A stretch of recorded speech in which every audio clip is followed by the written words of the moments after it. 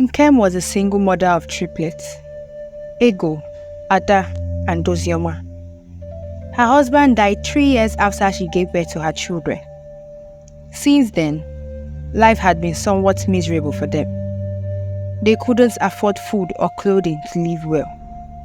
Her children hawked food every morning before leaving for school. Somehow, she managed to gather money for their school fees from there. Nkem did everything she could to make her children comfortable. Of course, they couldn't live like they were rich because they were not. She only tried to make them comfortable, living their poor life. That wasn't even possible. The children always went through a lot of stress. Nkem fried akara for the villagers every morning. Her children, Ego, hawked pure water. Ada hawked bananas, and Ozioma always went around, begging for money. The villagers never liked the family, mostly because of their late father. He was a very honest man, and never participated in any of their wrongdoings. One day, one of the very wealthy villagers gathered about 7 men in the community, among which Chinedu, Nkem's husband, was among them. They were given a very huge amount of money and told to share it among all the families in the village. The greedy and dishonest men didn't want to give out the money. They planned on sharing 70% among themselves and the other 30% among the families in the village. Chinedu was against it. He told them that he wouldn't let them cheat the villagers and get away with it. This made the other men very angry. At night, they gathered behind Chinedu's back and thought of a way to get rid of him. The only option they had was to kill him. The village was filled with wicked and heartless people, so they didn't mind killing a fellow villager. They went to a native priest, made sacrifices, and asked that Chinedu should be killed. The native priest cast his spells, causing Chinedu to become very sick. 2 days after, Chinedu died. His death was so sudden and strange. No one knew what caused it. That was the beginning of Nkem and her children's frustration. Chinedu's siblings took all his properties away from his wife and children, leaving them stranded. At a point, Nkem and her children even became homeless. They lived in a small thatched house beside a river in the bushes. Nkem struggled to send her children to school. The school environment didn't favor them. The triplets were discriminated and looked down on. Sometimes, their teachers even called them witches. Their classmates bullied them. One day after school, the triplets were walking home. Unknowingly, their notorious classmates were walking behind them. When they finally got home, they heard children laughing. It was their classmates. They laughed at the kind of house the triplets lived in, saying they were witches for living in the bush. And on top of that, beside a river. This made the triplets feel very bad. Ego, who was very emotional, shed tears uncontrollably. Ozioma consoled her, and they went into their house, leaving their classmates outside to keep laughing. Nkem saw this and always prayed for a day where things would get better. The children went out the next morning to continue their usual hawking and begging, but even the villagers showed them no love. They were always pushed away and even stolen from sometimes. One morning, as Ozioma went around doing her usual begging, she approached one of the village marketmen who was on his way to the market. Once Ozioma approached him, he pushed her away. Ozioma didn't have food to eat that morning. The only way she could feed was by getting little money from at least one of the villagers. She begged the marketman to at least give her something little. This made the marketman very angry. He started dragging her to the road. Ada sighted them from a distance and ran to rescue her sister with bananas on her head.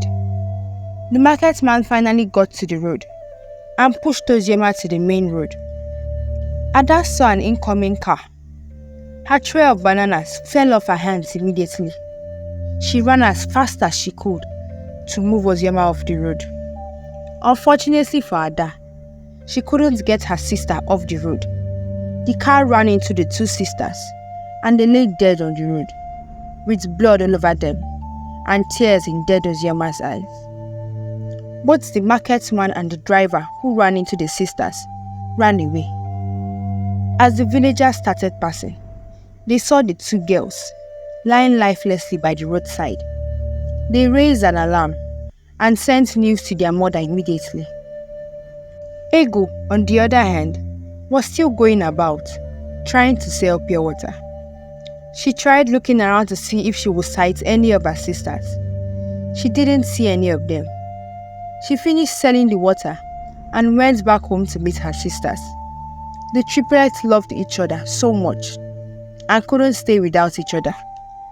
Ego got home and saw her mother crying and rolling on the floor. She wondered what was going on. She ran towards her mother with the pure bucket in her hands. When she got closer, she couldn't believe her eyes. She was shocked. Ego started screaming. The little girl lost her mind. Even her mother couldn't calm her down. Ego's world was crumbled. She loved her sisters the most in the world. What would she do? How would she cope? Ego and her mother cried and hugged each other. They were all they had left in the world. The worst part is, no villager was there to console them. No one cared about them. Nkem was in pain. She felt like the world was against her. Nkem and Ego couldn't recover from the loss of Ada and Ozioma, even after a year. Ego continued hawking pure water. Sometimes she would hawk bananas as a way of remembering her sister, while other times she would go around begging. Ego was lonely. She always cried and wished her sisters were around. The bullying continued in school and even in the village. They always asked her why she didn't die with her miserable sisters. Some even said she was responsible for killing them. Ego was maltreated everywhere she went. She wished her sister Ozioma were around, or even Ada. When the loneliness, suffering and maltreatment got too much, Ego went to the grave of her sisters. She cried to them always, telling them to take her also. Ego did this every day for more than a week. Unknown to her, she was awakening the vengeful spirits of her sisters. Ego always tried to be there for her mother, as she was her mother's only hope. Nkem, on the other hand, cried every night, wondering why bad things always happened to her. Ego always tried to console her mother. She made sure she always said "I love you" to her mother before leaving the house. As Ego went to bed that night, she had a dream where her sister Ozioma tried suffocating her with a pillow. As she managed to get up from the bed and run out of the room, her sister Ada started chasing her. Ego ran inside the bushes until she became lost. As she looked around the bushes, trying to find her way back, she turned and saw a dark spirit running towards her. When the spirit was about to take hold of her, Ego woke up with fear and trembling. The room where she slept was dark. She started crying. Ego felt scared. Her mother heard her crying and woke up from sleep. Nkem started crying too. She knew that the only thing that would make her daughter cry was the loss of her sisters. Nkem carried Ego, kept her on her legs, and hugged her. "Mommy, how did my sisters die?" Ego asked her mom with a shaky and sobering voice. This made Nkem cry the more. She didn't know. No one said anything about how her children died. The only thing they knew was that they had an accident. This was obvious from their bodies. Nkem tried asking around, but the wicked villagers didn't even care. They gave her no response. Ego got up in the morning and went about her early morning pure water selling routine. She went to the street where her two sisters died. She sat on the floor, sobbing for a while. She wanted vengeance for her sisters. If only she knew the person responsible for her death. She went to school, and the bullying continued. She couldn't even concentrate in class. She went to the back of class, thinking about how to get vengeance. The only thing that came to her mind was becoming a spirit. If she were to be a spirit, at least she would move around the village without anyone seeing her. Then she would find out how her sisters died. She would also be with her sisters and her father in the land of the dead. These were the things that went through Ego's mind. Ego went to the most evil shrine in the village. When she got there, the native doctor wasn't around. But she heard a voice that asked her, "What do you want?" Ego was scared. The situation wasn't what she expected. She went on her knees and replied to the voice, "I want revenge for my sisters." "Are you willing to pay the price?" the voice asked. "Yes, I'll pay any price. They already took everything from me. I have nothing left. I just want revenge for my family," Ego said while weeping bitterly. The ground started shaking. Ego got scared and ran home. She didn't say anything about what she did to her mother. Her mother came, called her to eat. Ego took the plate of food from her mother and hugged her tightly. Nkem assured her that all will be well eventually.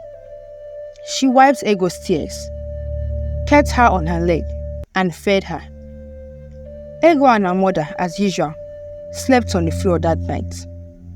The next morning, Nkem got up to fry akara. She needed help with setting up the firewood. She called out to Ego for help. It was about a minute later.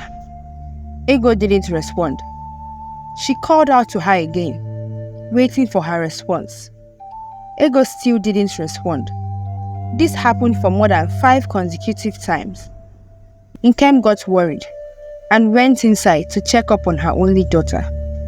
Unfortunately, Ego was gone. Nkem screamed. She shouted. She jumped up to the ceiling and back down.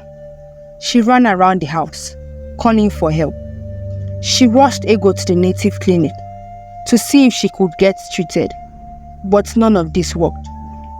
Nkem concluded that she was the unluckiest person in the world. Her whole world crumbled before her. Everything was shattered. All her struggles were in vain. She was no longer just a widow, but also childless.